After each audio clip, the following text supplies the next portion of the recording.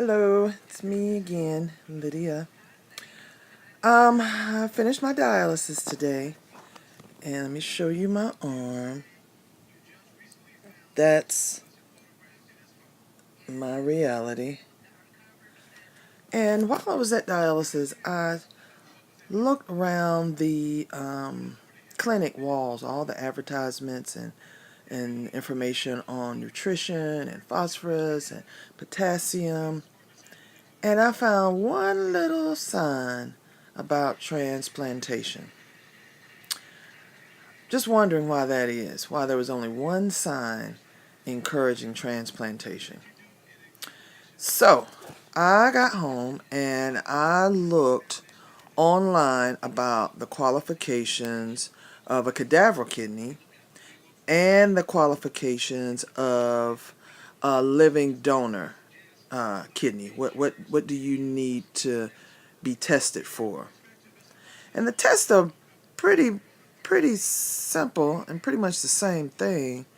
Um, it just seemed a little more strenuous for the living donor transplant than it was for the cadaver kidney. I mean, the person is deceased. You're not really sure everything that was going on with them. You can't ask them. You can only do so much testing, especially depending on what they died from.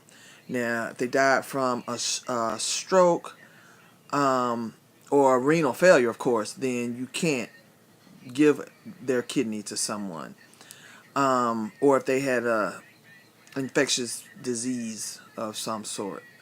But other than that, that's about it. But for a living donor, you got to get blood work, urine work, echocardiogram, chest x-rays, testing for any and all cancers, diabetes, hypertension.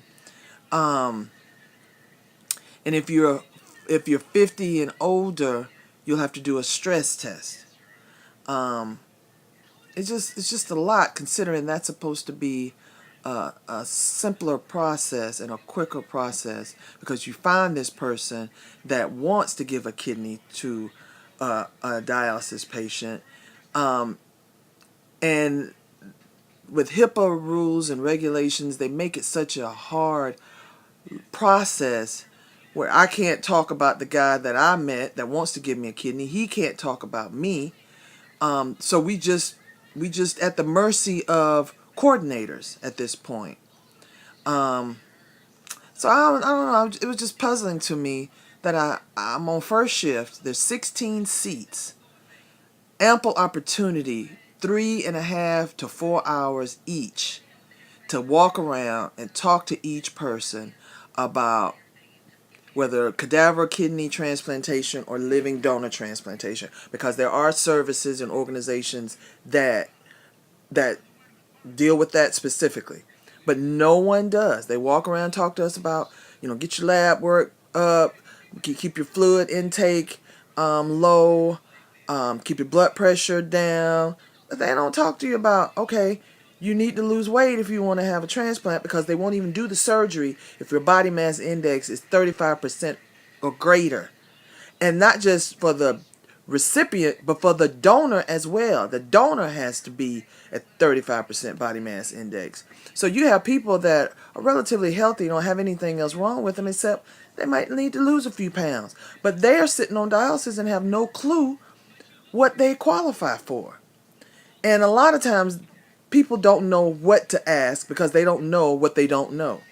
So I really wish the social workers and stuff in the dialysis clinics, where they're there 3 and 4 shifts with the patients, would take the time to specifically talk to the patients and encourage them consistently about transplantation. Not just when you ask them a question about it, but that should be part of their regimen, to come around and to talk to you and to ask you what you're interested in and to open up the opportunities for you. Now here I have a graft that was infiltrated at a local hospital.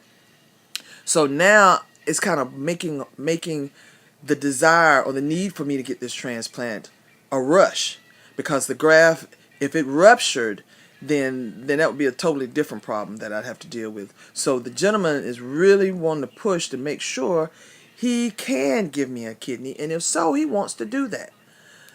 So that's where we are today. So today he is doing a 24-hour urine catch and giving. Not today. I'm sorry. He's doing a 24-hour today, turning it in tomorrow. When he turns it in tomorrow, then he's going to give blood work and additional information at a local quest in Washington State. So I talk to him every day. I got a chance to meet his girlfriend today and talk with her.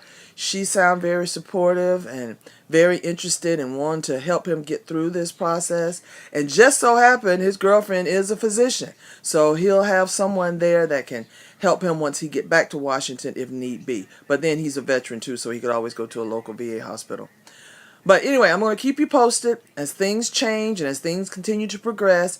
I will come on here and update you on what I know or what I don't know. So the next video, I will go through all of the tests needed in order to be a live donor. What you need to do step by step. And I'm going to talk specifically about Emory, because Emory University Hospital in Atlanta is where I'm registered. So that's the hospital and the qualifications I'm going to discuss with you. So if you have any questions, hit the like button or subscribe. Let me know if you need to know anything about either the dialysis side of it or the transplantation side of it. And if I don't know, I'll get the answer. If I do know, I'll come back with the update. Thank you. You have a blessed day.